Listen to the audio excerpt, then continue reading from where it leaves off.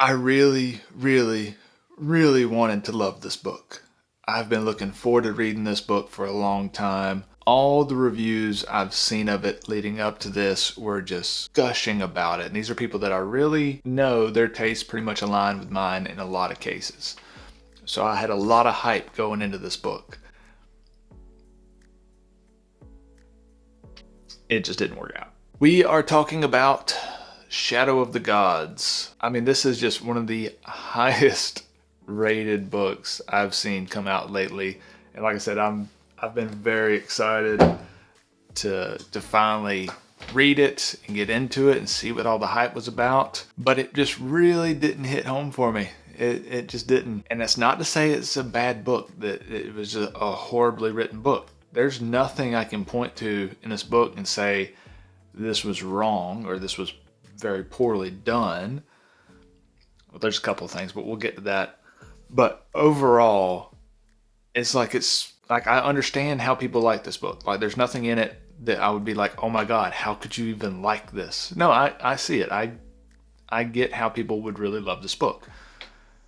It just didn't work out for me. And so let's get into a couple of things about it that I did like. So in this book, you're following 3 different POV characters. I like the premise of where they're at, where they're going.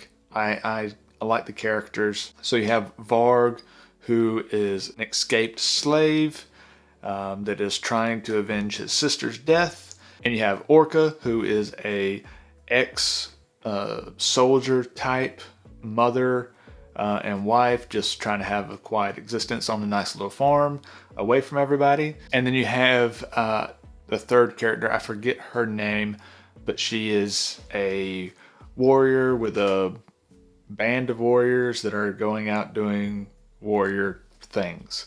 And this is all very much steeped in Viking lore and history and mythology and all that. And I really enjoy the world that it's set in. I enjoy the idea of the dead gods that were once battling, and we have their bones still scattered everywhere. And so it's very, huge gods battling was once a real thing. It's not now, but we know it was a real thing. We still have their bones and all that kind of stuff. So it's not so ancient history that it's like, was it made up? Was it not? All the gods battling was like 300 years ago. So everyone's like, yeah, that was a thing. Yeah. Great granddad fought in the whole deal with it. So I love the world building and the lore and history behind it. The other really big positive to this book for me was the action scenes. The fighting scenes were excellent, which is a good thing because most of the book is someone slamming an axe into someone else. So the action scenes are fantastic. Can't knock him on that. But unfortunately, that's kind of where the positives end for me. Like, it's a cool setting, a little bit different. There's a lot of really good action scenes. I feel like it'd make a great movie, but it kind of falls flat after that. So for me, and it took me a while to really kind of pinpoint what it is that wasn't working for me with this book, because everyone rants about this book, and I was just thinking, am I doing something wrong? Am I not? Is it me? Am I the problem? But starting with the characters for me, all of them I cared about in the beginning. They're introduced very well. Empathy is set up immediately. I feel pretty connected to these characters right off the bat, which is not an easy thing to do. That's pretty difficult, top notch there. Where I see that it falls really short at is any kind of character growth. So these characters are almost exactly the same at the end of the book as the beginning of the book. And honestly, I don't know them any better at the end of the book than I do at the beginning of the book. I don't feel like I've been on a journey with them. I feel like I've watched them on a journey, but I don't really feel like I haven't gone through it with them. He failed to really get me in the head of these characters in a deep way. Like, it does seem very surface level. Like, I can identify what their main motivation is, and that's about it. Like, there's a revenge plot, and there's a I'll prove myself plot. That's your 3 characters. And at the very beginning, The two that want revenge. At the end of the book, the two that want revenge. There's just not a lot of development and change. And that's one of the things I love about some of my favorite fantasy books is you take a character that believes they want one thing. They want, say, revenge. And then they go on this journey of revenge, and during which they discover, yeah, that's not exactly what I need. That's not going to solve my problems. That's not going to be helpful for me. And have to really struggle with that internally, where their initial wants and goals are not what their deep-seated wants and goals are. And the internal struggle with that, and the realization of that, and self-discovery, and all this wonderful character development stuff that we just don't get in this book. The other thing with the characters that I didn't much care for was the dialogue. The dialogue, to me, just, it did its job. It got the points across, but there wasn't a whole lot of voice to it. There wasn't a whole lot of, like, if you just take a snippet of dialogue from one character, take away who said it, replace it with a different character's name, like, I couldn't really tell it apart. Like, if you were just to drop me in a scene, give me some dialogue, and said, who said that? I'd be like, nah. One of the Axie fellas? I don't know. So it just didn't really feel like a whole lot of individuality in each of the characters. They just said what they needed to say, usually in the fewest amount of words possible, and got on to the next battle scene. And I swear, if I hear the word thought cage one more time, that near about ruined the book in and of itself for me, was thought cage.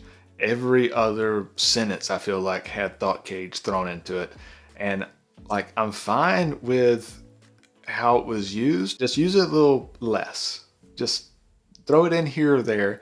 Not every single thought they had needed to be the thought that they had that was crossing through their thought cage. Just, they thought this. That's fine.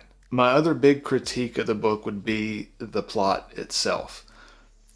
So it didn't do anything necessarily wrong. So there was not any big plot holes that really jumped out to me. So there wasn't a whole lot of like irredeemable issues that you could point at and say this was done incorrectly.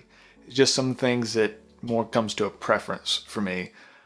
I like a mystery plot. There wasn't much of a mystery plot in here. There is, some things revealed at the end as kind of a big reveal. I didn't really feel like they were big reveals. Honestly, I'm all for foreshadowing, but it was obvious to me to the point where I didn't really feel like it was foreshadowed. It was just, I felt like it was pretty well explained at the beginning that was a thing, and then it's revealed at the end, and it's like, yeah. And the other thing with how the plot was set up and just the way events unfolded, there was a lot of, like, there was no info dumps, which is great, except for one at the very beginning, which was, I really, really didn't like how they did that. Felt clunky and out of place. But that was really the only info dump you had. The rest of it was throughout the story, which is typically good. But this was like just in time info. And that's always going to pull me out of the story. Bit of a spoilerish part, but not really. There's a group of them that's going into this forest with spiders in it. Big, boar-sized spiders, as they're described. One of them asks, like, what happens if they bite you? Like, randomly. And, their poison will do this to you if they bite you. And this is the first time we've ever heard about these spiders. And then 2 sentences later, the guy that asked gets bit by the spider and has the effect of the poison take place on him. Like, the only reason they ask about the poison was so that you know what happened when he got bit literally 2 sentences later. And that kind of just-in-time information and it happened a couple of times throughout the story where someone would tell somebody something, or it would cross their mind, this one little random bit of information, and then the next scene, that becomes extremely relevant. Like, put some space in between it. Like, give me the nuggets of information back in chapter 2 or 3 that you need in chapter 20. Like, spread it out a little bit so that I don't know that it's important. But other than that, like the pacing of it was pretty good. Action scenes were excellent. It's just, some subtle things on how the story was told, and the character depth and character development that was lacking just really just took it out of me with this book. I had a hard time finishing it, to be honest with you.